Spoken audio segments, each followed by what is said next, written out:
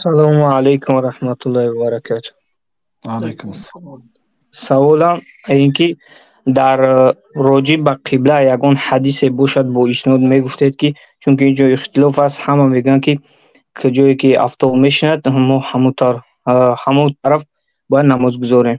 این قدر مردمی ما همین کنفهم نشوید برادر عزیز. آنهایی که در تاجیکستان هستند، در تاجیکستان در اکثر منطقه ها یعنی آفتاب نشین قبله هست.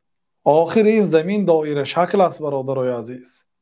الله تعالی در قرآن کریم ما را امر کرده است که به قبله فولی وجهک شطر المسجد الحرام، روت به سوی مسجد حرام کن. یعنی روی آوردن به قبله این رکنی نماز است. اگر کسی به غیر قبله نماز کنه نمازش باطل است. در مذهب ما فرضهای بیرونی میگونینه، یعنی پیش از آن که حالی به الله اکبر گفته به نماز شروع کنید شما اول به قبله باید روی بیارید. یعنی فرضهای بیرونی نماز است. حالی نماز شروع نشده دیگر علما این شرطهای نماز میگن. فرضهای بیرونی نماز یعنی که روی به قبله میبیارید اول، بعد الله اکبر میگوید. این شرطی نماز است. کسی که به غیر قبله قصدا نماز میخواند او نمازش باطل است یا قبله را جستجو نمیکند. قبله در طرف آفتاب شینم نیست برادرها. بله در بعضی منطقه ها مثلا در شهر کانیبادام درست آفتاب نشین این در طرف قبله هست، لیکن اینه نمیبیارید از شهر مسکو آمده تطبیق کنید آخر، یا در مکه رفته اینه تطبیق نمیکنید.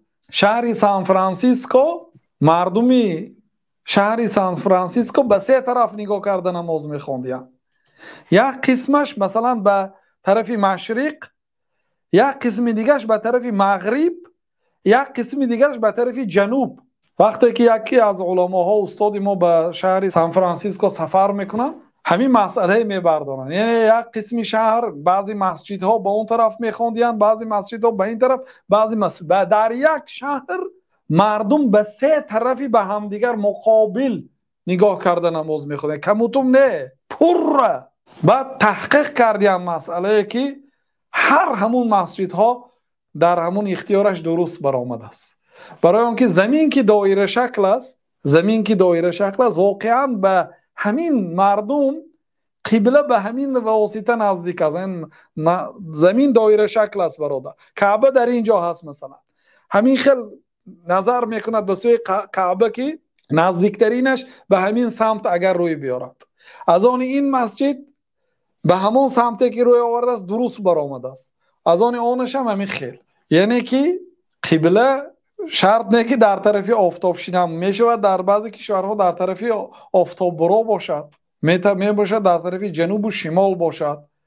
با امروز من اینقدر برنامه ها برآمده است، به واسطه برنامه ها سنجید. یعنی غالبا همین وقتی که مسجد ما از نو بنیاد کردیم مخصوصا قبله سنج ها را آوردم، چون که در بعضی منطقه ها علاقه مردم کمتر آگاه شده قبله مسجد اگر همین خیلی باشد کمتر خطا بوده است.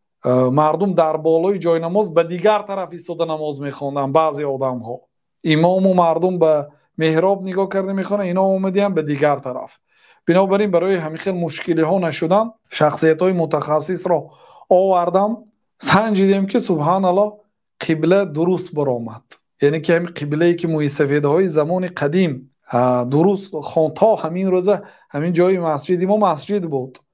در زمان شوروی کمتر گرفتن مکتب کردن، با بعدی باز بین رفتن شوروی با گرفتن مسجد کردن الحمدلله. و این پیش از این مسجد بودگی هست، یعنی که قبله درست برآمد.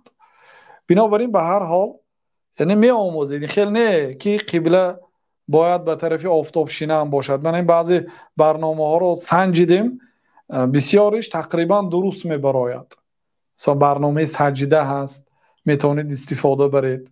سنجتون در مسجد برید، سنجید اگر قبله را درست نشان دهید خانه که آمدید با واسطه همون میتونید قبله را یابید. یعنی که پیش از نماز اول قبله را معین کنید. مثلا به خانه کسی مهمان شدید از صاحب خانه میپرسید آستانش قبله کجاست، یا به مهمان خانه آمده در کشورهای مسلمانی قبله را نوشتگی هستند در مهمان خانه ها، قبله فلان طرف.